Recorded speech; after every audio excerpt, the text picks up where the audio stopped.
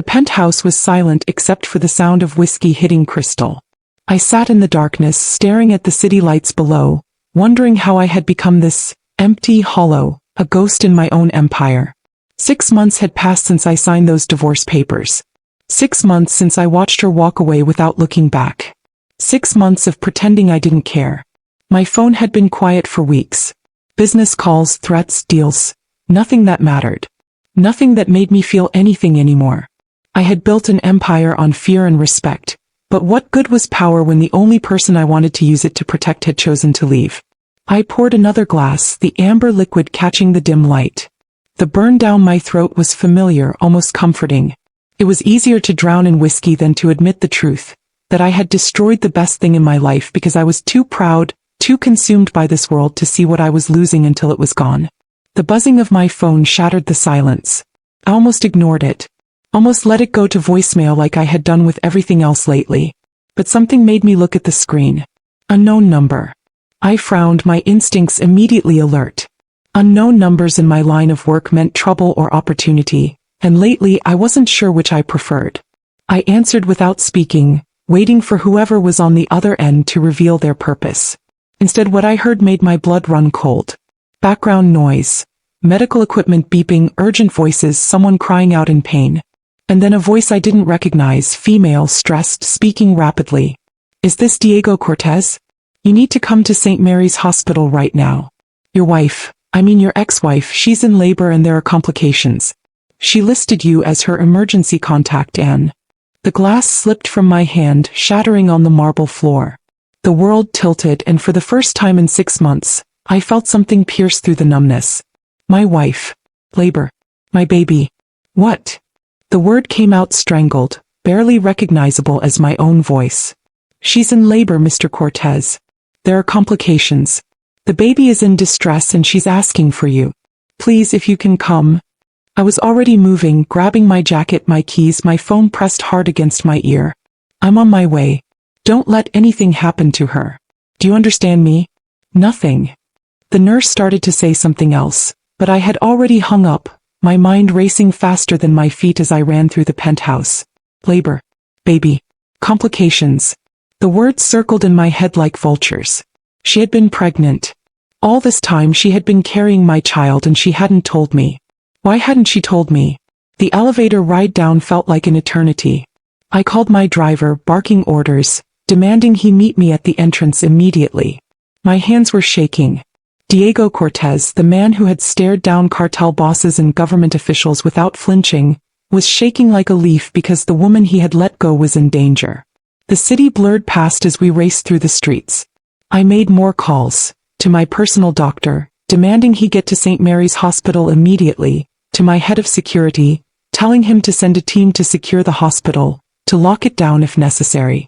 If she was in danger, if someone had followed her, if any of my enemies had discovered this vulnerability, I would burn the entire city to the ground. Because despite everything, despite the divorce, despite the months of silence, despite the walls I had built around my heart, she was still mine. And that baby, my child, was mine too. The hospital came into view and I was out of the car before it fully stopped, ignoring the protests of security as I stormed through the main entrance. The emergency room was chaos, but I cut through it like a knife, my presence alone enough to make people move aside.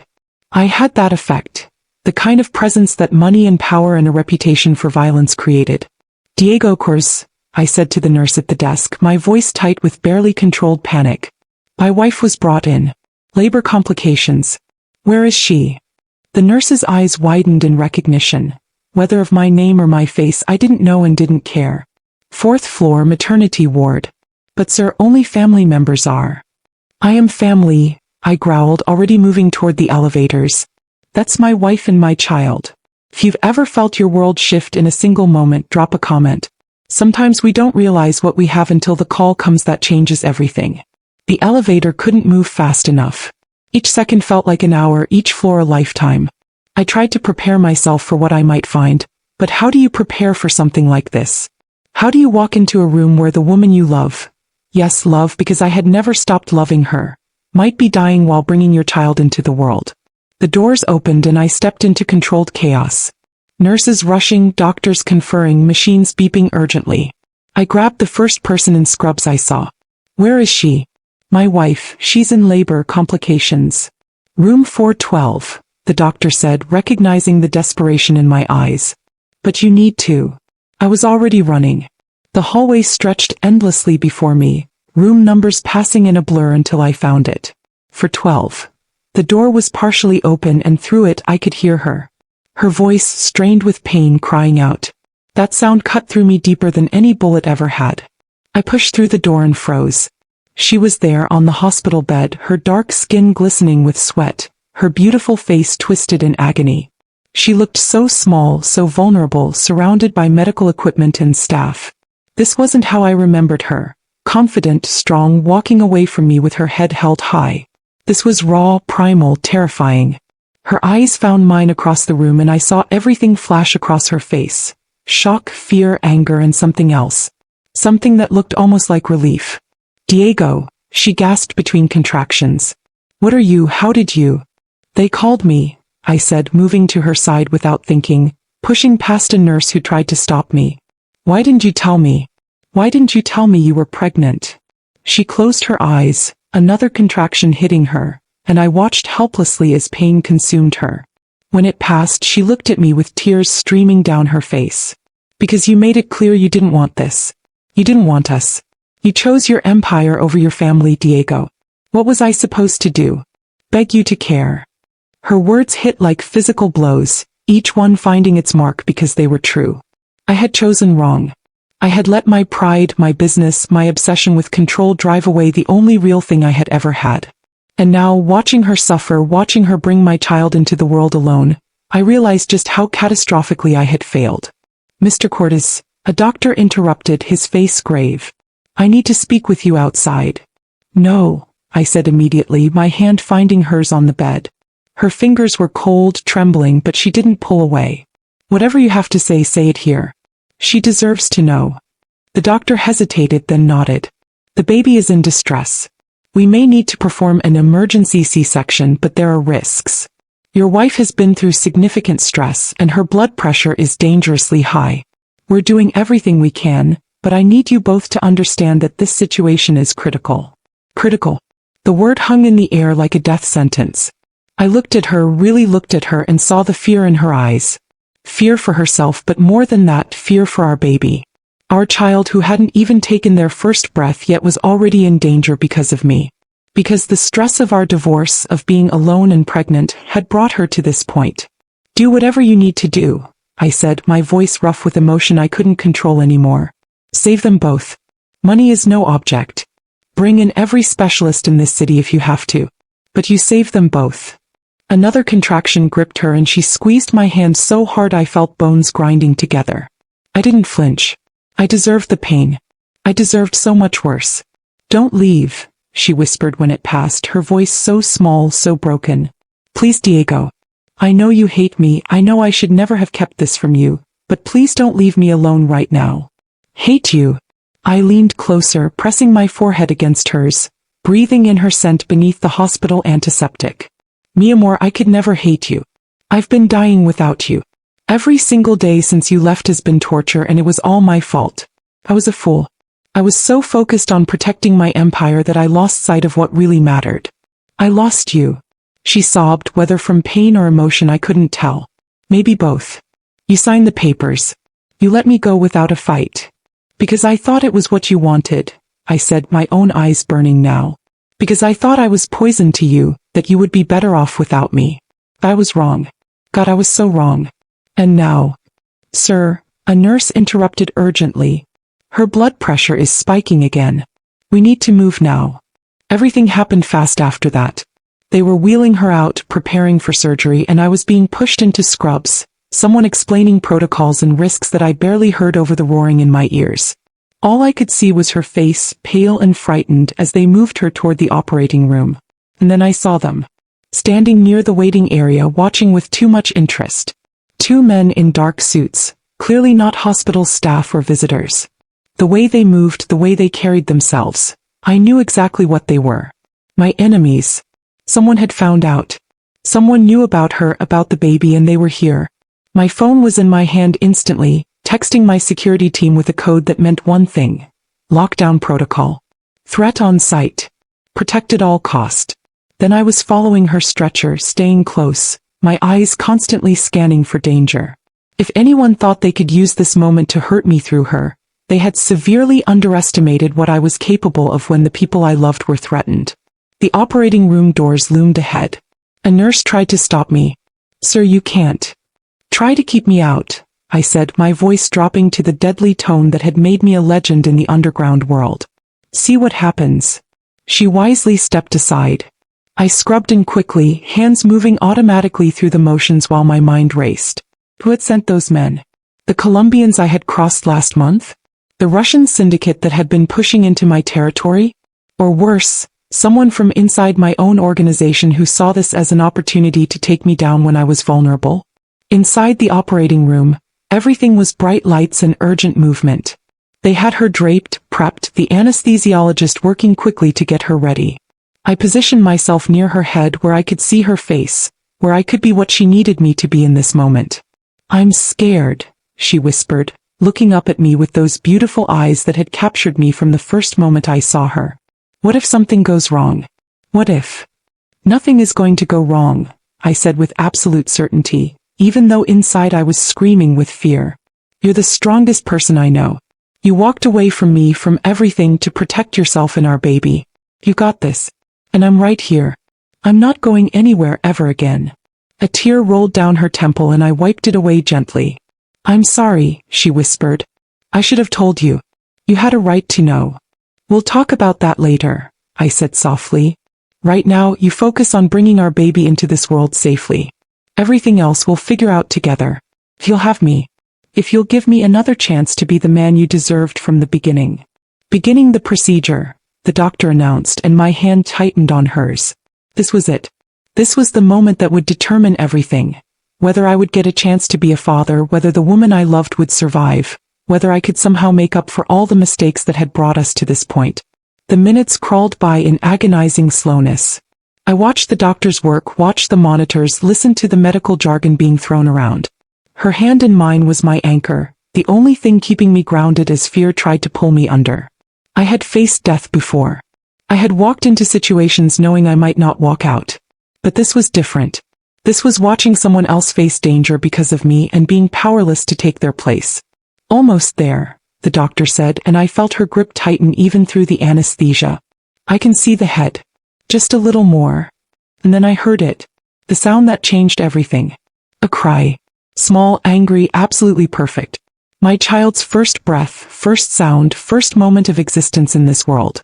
The nurses moved quickly, but I saw them.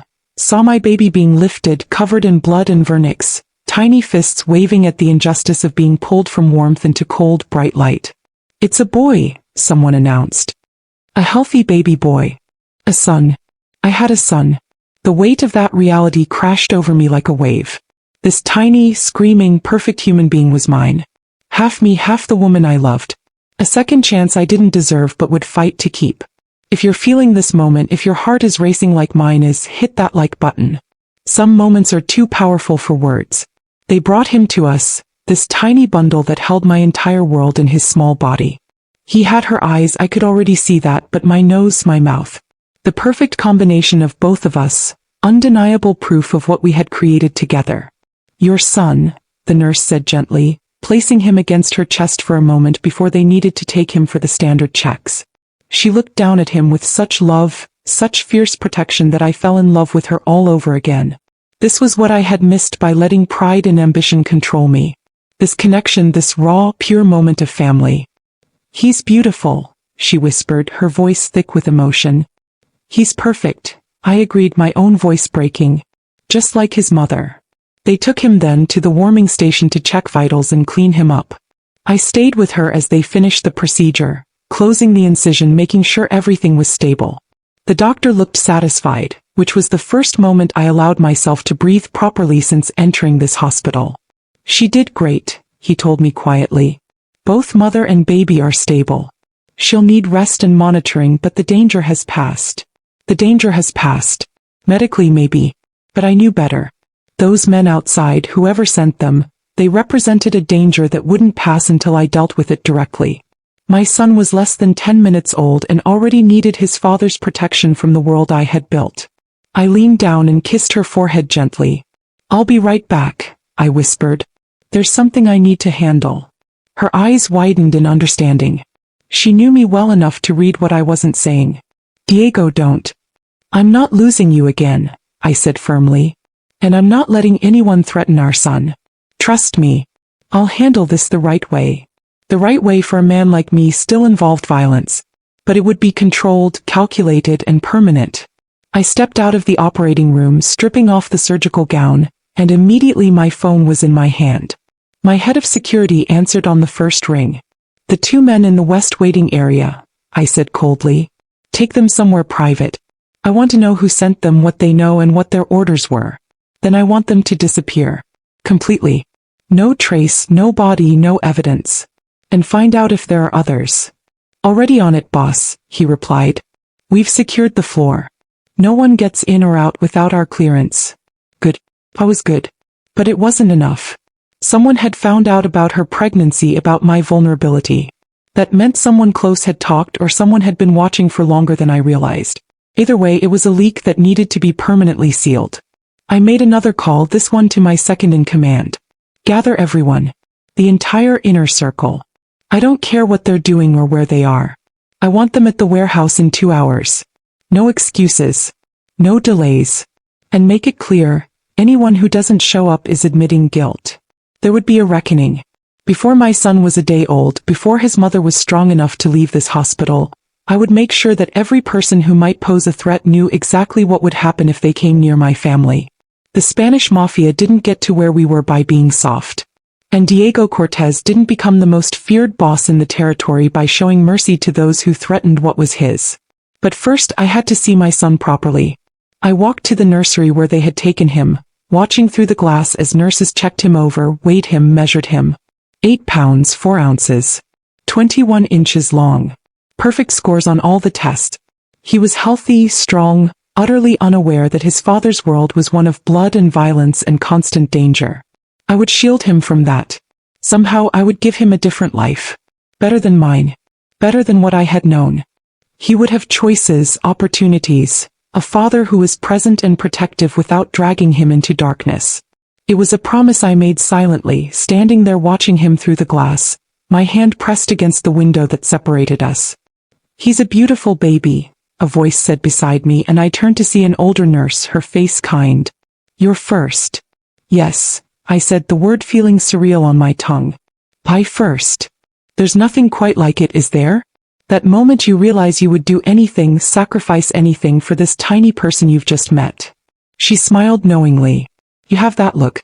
The look of a man whose entire world just shifted." She had no idea how right she was. 6 months ago, I had been willing to let the woman I loved walk away rather than change who I was. Now standing here looking at my son, I knew I would burn my entire empire to the ground if that's what it took to keep him safe. Keep them both safe. They brought him out, bundled in a blue blanket, and for the first time I held my son. He was so small, so impossibly fragile in my arms that were used to holding guns and signing death warrants. His tiny hand curled around my finger, gripping with surprising strength, and I felt something inside me break and rebuild simultaneously. "Hey there, mijo," I whispered in Spanish, my throat tight. "I'm your papa. I know I wasn't there for your first months, wasn't there when you were growing, when your mother needed me most. But I'm here now. And I promise you I will never let you down again. Never." He made a small sound, almost like he understood, like he was accepting this vow from his father. I walked slowly back toward recovery, where they would have moved her by now, my son secure in my arms. This was my family. This was what I had been too blind to see before.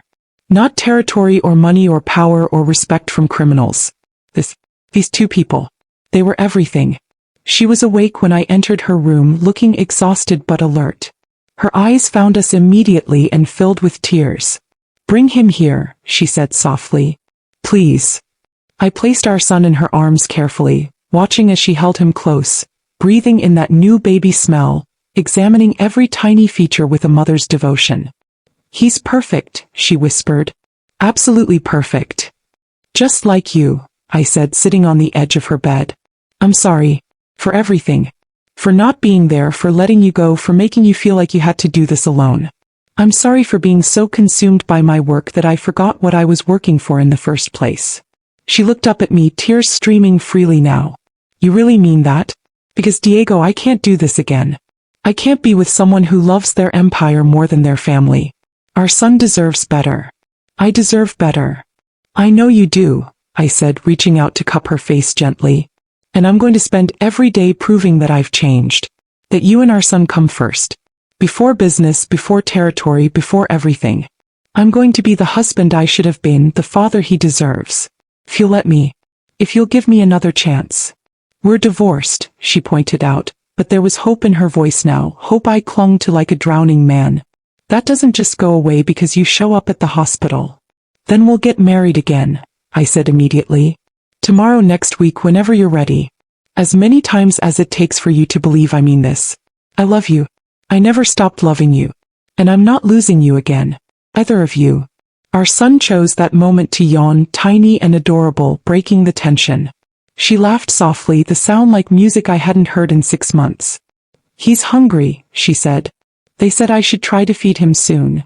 I helped her adjust, giving them privacy while staying close enough to be there if needed. Watching them together, my wife, ex-wife, but not for long if I had anything to say about it, and my son, I felt peace for the first time in months. This was right. This was what I had been missing. This was home.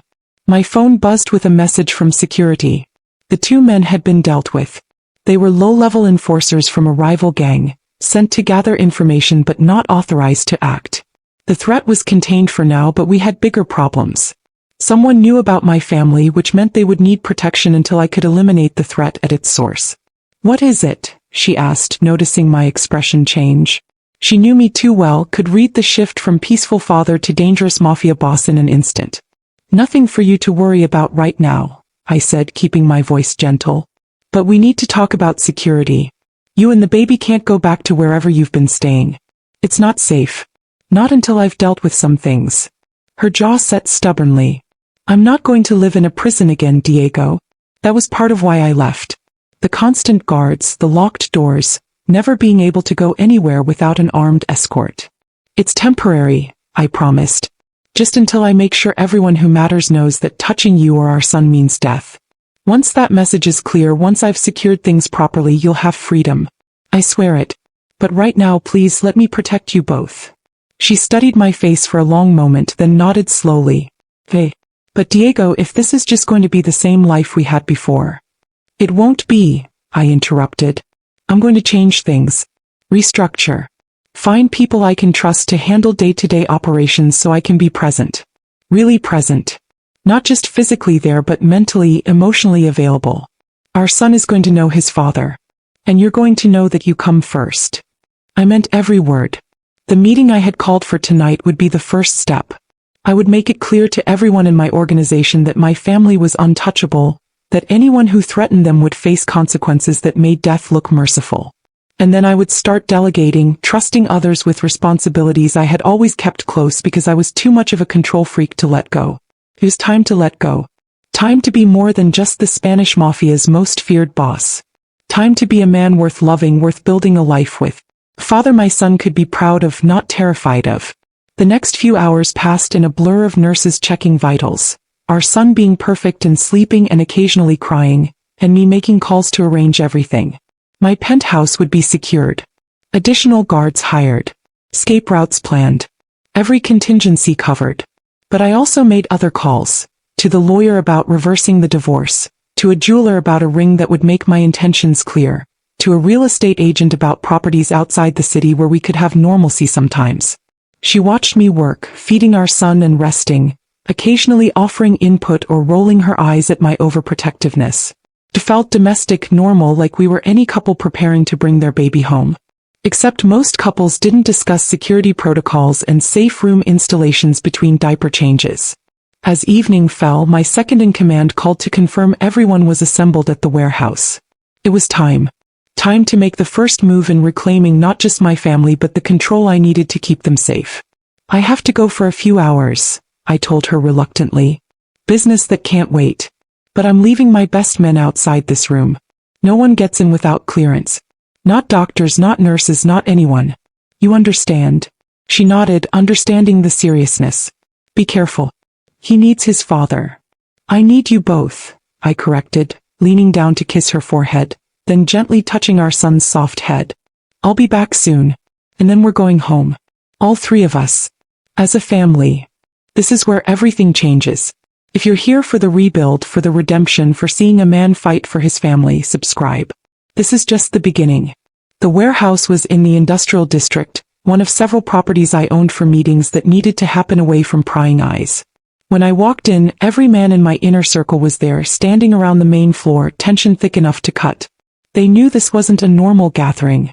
The urgency, the late hour, the fact that I had been absent from operations for hours, it all signaled something significant.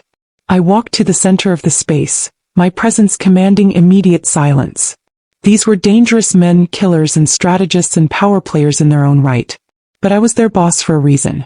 Because I was more dangerous, more strategic, more willing to do what needed to be done than any of them. 6 months ago, I began, my voice carrying through the space. I made the biggest mistake of my life. I let my wife leave because I was too proud to admit that my priorities were wrong. Too focused on this. I gestured around us, to see what I was losing. Tonight that changed. Tonight I became a father. There were murmurs of surprise, congratulations that I waved away impatiently. But in that hospital while my son was being born, I saw something that told me we have a problem. A serious problem. There were men there. Enforcers from the Rodriguez gang. They knew. Somehow someone knew about my wife, about my child, and that information got out. The murmurs turned to mutters of anger and concern. A leak in our organization was a death sentence for whoever was responsible. I want to know how they found out, I continued, my voice dropping to that deadly calm tone. I want to know who talked, who was careless, who might have thought that information wasn't important enough to protect. And I want to make something absolutely crystal clear to every single person in this organization. I paused, making eye contact with each man in turn. My family is untouchable. Not just protected, untouchable. Anyone who threatens them, who even looks at them wrong, who thinks they can use them to get to me, will learn exactly why people fear the Spanish Mafia. We don't just kill our enemies. We erase them. Their families. Their associates. Everyone who ever knew their name. Total annihilation. That is the price for threatening what's mine. The silence was absolute. They understood. This wasn't just boss-level protection. This was personal, primal. The kind of threat that meant I would burn the entire criminal underworld to ashes if that's what it took. Now, I said, my voice softening slightly but still carrying steel beneath, I'm going to make some changes. I'm delegating more responsibility. Not because I don't trust you, but because I need to be present for my family in ways I haven't been. That means some of you are going to have more power, more autonomy in your areas. I outlined the restructuring quickly. Who would handle what territories, who would manage which operations, how the chain of command would shift to allow me flexibility without weakening our position. These were men I had worked with for years, proven their loyalty in blood and fire. If I couldn't trust them now, I couldn't trust anyone. But understand this, I finished. More power means more responsibility. I'm trusting you to keep things running smoothly, to handle problems before they become my problems, to protect not just our interests but especially anything related to my family. If you can't do that, if you have any doubts about whether you can keep that trust, speak now. No judgment, no consequences. But once you commit, failure isn't an option. No one spoke. No one moved. They were with me as I knew they would be. Loyalty in our world was everything, and I had earned theirs through years of making them rich and powerful while keeping them alive. Good, I said with satisfaction. Then let's get to work. I want the Rodriguez gang dealt with. Not just the 2 enforcers we picked up tonight, the entire leadership. Send a message that can't be misunderstood. And I want every other organization in this city to know that Diego Cortez is back, and he's more dangerous than ever because now he has something worth killing for. The men dispersed to their tasks, energized by clear direction and the promise of violence against a rival gang. My second-in-command lingered, a question on his face. Boss, about the leak. We're investigating, but these things take time. What if? Then we assume everyone outside this room is a potential threat until proven otherwise, I said coldly. Lock down information. Change protocols. Make it so even if there is someone feeding intelligence to rivals, they won't have anything useful to share. And make it known that anyone caught leaking information about my family won't just die, they'll beg for death long before we grant it." He nodded, understanding the severity. This wasn't just business anymore. This was holy war, and I would show no mercy to anyone who stood between me and protecting my family. I made a few more calls, confirmed a few more details, and then I was back in my car heading to the hospital. To them. To my real life. The hospital was quiet when I returned, late night shift taking over from evening. My guards nodded as I passed, confirming no incidents, no threats. I entered her room quietly, not wanting to wake them if they were sleeping. But she was awake, holding our son, staring at him with such love it took my breath away. "Hey," I said softly, closing the door behind me. "Everything okay?" "He's perfect," she whispered. "I've just been watching him sleep, watching him breathe, counting his fingers and toes over and over. Is that normal? To be so overwhelmed by how much you love someone you just met?" "I think it's exactly normal," I said, coming to sit beside them on the bed. I felt the same way the first time I held him. Like my whole life suddenly made sense in a way it never had before. She looked at me, then really looked at me, studying my face. "You're different. Something changed tonight. Not just the baby, something else." I could never hide anything from her. "I took care of some business," I admitted. "Made sure everyone understands that you and our son are my priority now. Made some changes to how things operate so I can be here, be present without abandoning my responsibilities completely." "Can you really do that?" she asked, doubt and hope warring in her voice. "Can you really walk away from being the man I married? Because that man, Diego, he was consumed by his empire. He lived for respect and fear and power. He didn't know how to be soft, how to be vulnerable, how to put anything before the business." "I can't promise I'll be perfect," I said honestly. "I can't promise there won't be times when I have to handle something dangerous or make a hard choice. But I can promise that I'll try. That I'll keep trying every day to be the man you need, the father our son deserves. And I can promise that you come first. Before territory, before money, before everything. Because losing you showed me that all of that means nothing if I'm alone." Tears rolled down her cheeks. "I want to believe you. God, Diego, I want to believe you so badly. But I'm scared.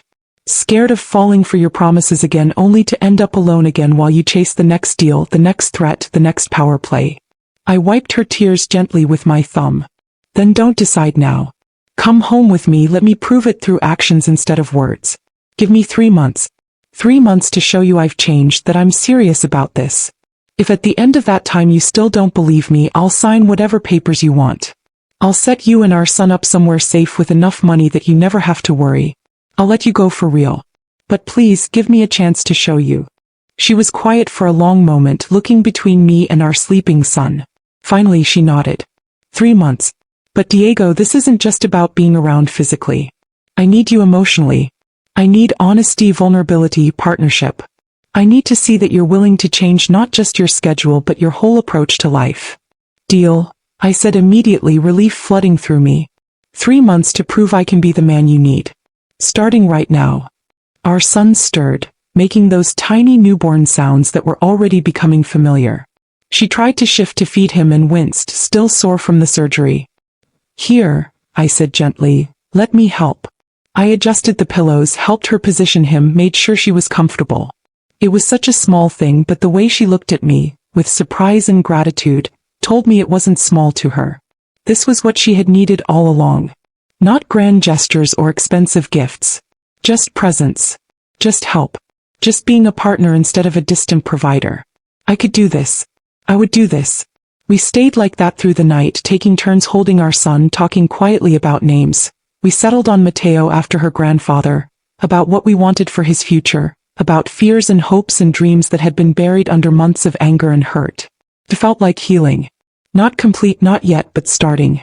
The first fragile threads of rebuilding what we had lost. As dawn broke through the hospital window, I made a decision. I took out my phone and sent a message to my lawyer. Draw up new marriage papers. I want to remarry my wife as soon as legally possible. Spare no expense. She saw me typing and raised an eyebrow. What are you doing? Making sure that in 3 months, when you realize I've kept my promises, we can make things official again immediately, I said with confidence. I'm not a patient man, mi amor. And I'm not wasting any more time once you're ready. She laughed, the sound like sunshine after rain. You're assuming I'll say yes. I'm counting on it, I said with a grin. Because I'm going to make saying yes the easiest decision you've ever made. It was a promise I intended to keep. Diego Cortez didn't fail at things that mattered, and nothing mattered more than this. Than rebuilding my family, than being worthy of the second chance I had been given. The Spanish Mafia's most feared boss had found something more terrifying than any enemy, more powerful than any weapon. He had found purpose in the small, perfect form of his newborn son and the determined, beautiful woman who had given birth to him. And he would do whatever it took to keep them safe, to earn their love, to be the man they needed. Not just for 3 months. For forever. The next few days passed in a strange mixture of domestic bliss and underlying tension. She was released from the hospital with strict instructions about recovery. I took her and Mateo to the penthouse, which I had transformed in those few days. The entire nursery had been professionally designed.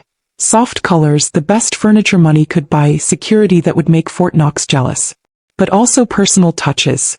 Pictures of us from when we were happy, books for reading bedtime stories, a rocking chair positioned perfectly near the window for late-night feedings. She walked through it with tears in her eyes. Diego, this is beautiful. When did you even have time?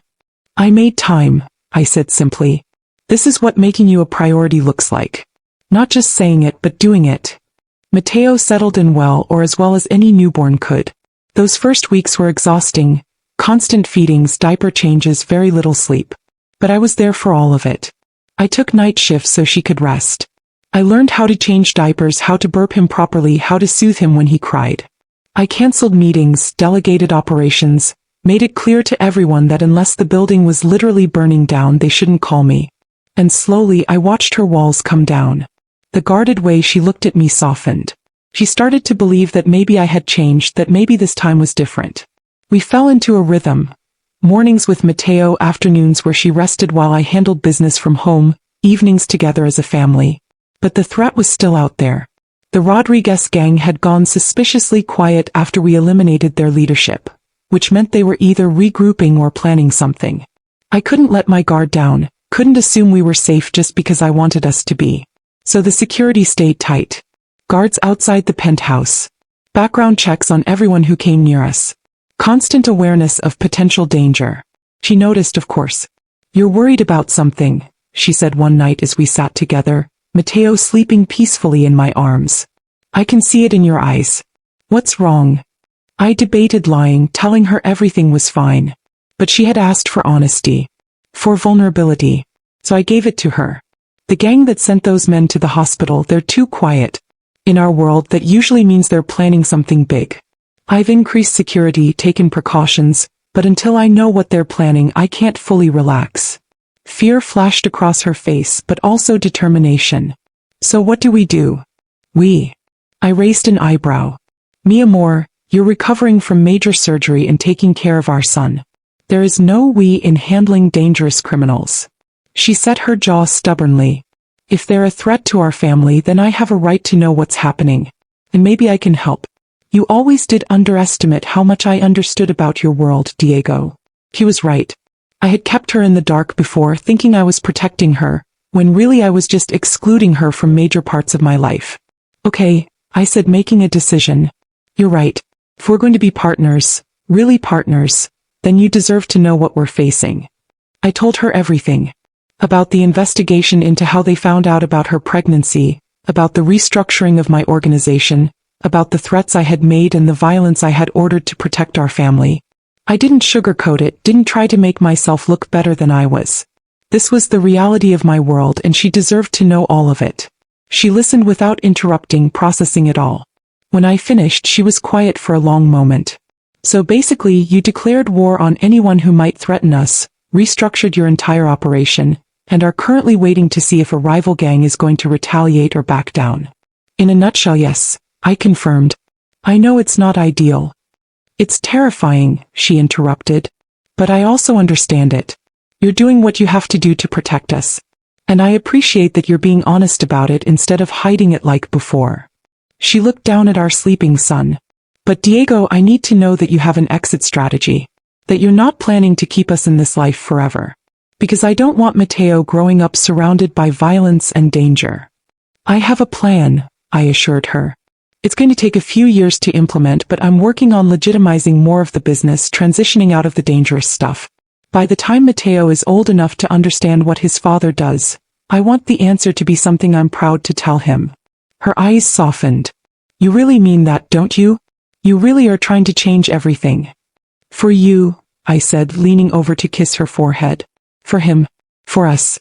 Yes, I'm changing everything. Because this, I gestured to our small family, is worth more than any empire I could build. She kissed me then, soft and sweet, the first real kiss we'd shared since the divorce. It felt like a promise, like forgiveness, like hope. When she pulled back, she was smiling. Hey. 3 months, he said. I think you might actually make it. I know I will, I said with confidence. Because failing isn't an option. The threat came 2 weeks later. Not in the form I expected. No direct attack, no confrontation. Instead, a message. A package delivered to the penthouse, getting past security because it appeared to be from a high-end baby boutique we had ordered from before. Inside was a stuffed animal for Mateo, cute and innocent looking. And a note. Congratulations on your son. It would be unfortunate if anything happened to him. My blood ran ice cold. They had been in our home or close enough to send a package that reached us. They knew about Mateo, knew his name, knew enough to make a direct threat. I called my head of security immediately, barking orders about reviewing footage, finding out who delivered the package, tracking every person who had come near the building. She saw my face and knew something was wrong. What is it? I showed her the note, watching fear bloom in her eyes. They know where we are. They know about Mateo. Diego, what if they... They won't, I said firmly, pulling her close. I'm moving us. Today. Right now. We're going to one of my safe houses outside the city, somewhere no one knows about. And I'm going to end this. Permanently. The next few hours were chaos. Packing essentials, coordinating with security, moving to a location I had kept off the books for exactly this kind of emergency. It was a house in the countryside, beautiful and isolated, with security that would detect anyone approaching from a mile away. Not a prison, but definitely a fortress. She handled it better than I expected, staying calm for Mateo's sake even though I could see the fear in her eyes. Once we were secure in the new location, I made the call I had been avoiding. The one that would solve this problem permanently but would also require me to do things I had hoped to leave behind. I need to go handle this, I told her, finding her in the nursery she was already organizing despite just arriving. It might take a few days. But when I come back the threat will be over. I promise you that. She turned to face me, Mateo in her arms. What are you going to do? What I have to, I said simply. What I should have done weeks ago.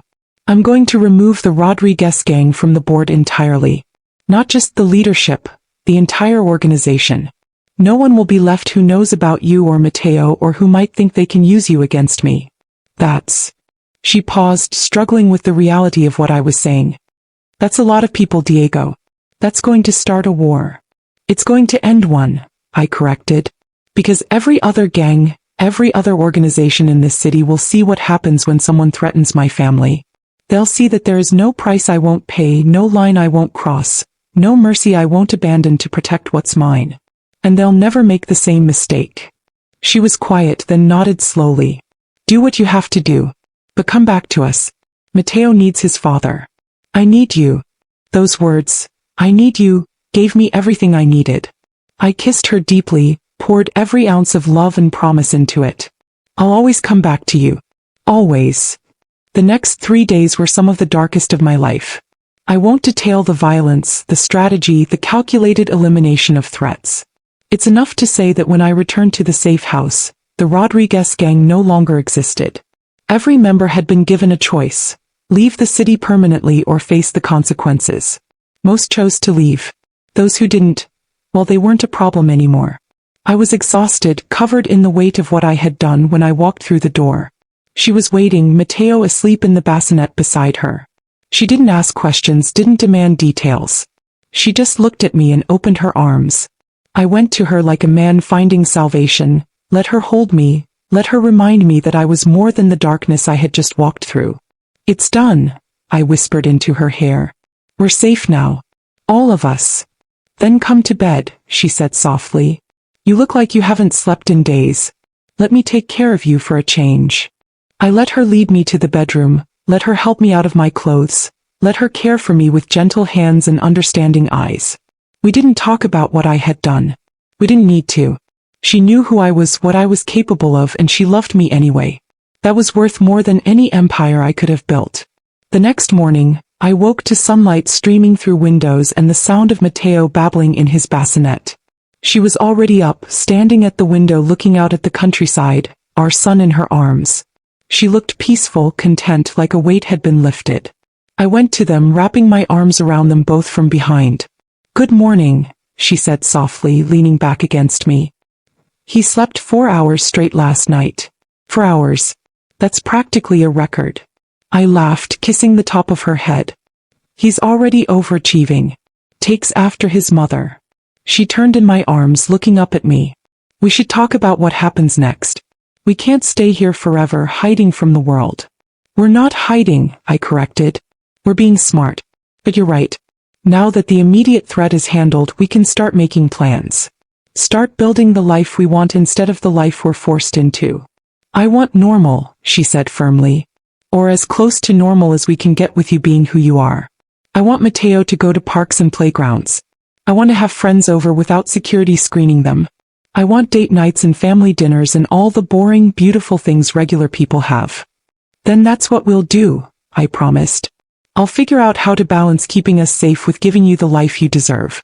It might take some creativity, some compromise, but we'll make it work.